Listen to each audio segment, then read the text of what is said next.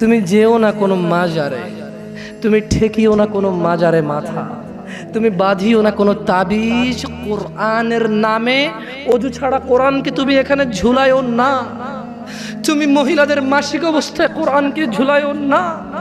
কোরআনুল কারীম এই তুচ্ছ কাজের জন্য আসেনি, শিফাউল লিল মুমিন। তুমি একটু বুদ্ধিমান হও, নাপা তুমি খাও, গলায় নাও না। কোরআন তুমি পড়ো না, গলায় নাও। তুমি একটু বুদ্ধিমান হও, তুমি একটু বুদ্ধিমান হও মুমিন।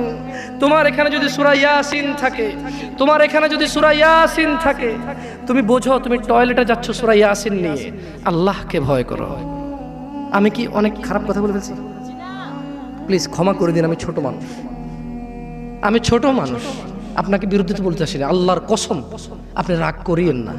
ধরেন সূরা রহমান আপনি হাতে রাখলেন, টয়লেটে গেলেন, স্ত্রীর সাথে ঘুমাইলেন, গোসল করলেন, সিনেমা দেখলেন, আপনার বউয়ের মাসিক, হায়েদ, নিফাস, টয়লেটে গেল, মিথ্যা কথা বলে, সিনেমা দেখে, গোসল করে, আপনার সাথে ঘুমায়, অন্তরঙ্গ সম্পর্কে জড়িত হয়, ওনার কোমরে সূরা ইয়াসিন। বলেন কোরআন কি এত তুচ্ছ জিনিস? বলেন এটা কি ন্যায় না অন্যায়? আল্লাহকে ভয় করা উচিত নাকি উচিত না? আল্লাহকে কেমন করে ভয় করা উচিত? হাক্কা তুকাতিহ, যেভাবে ভয় করা উচিত।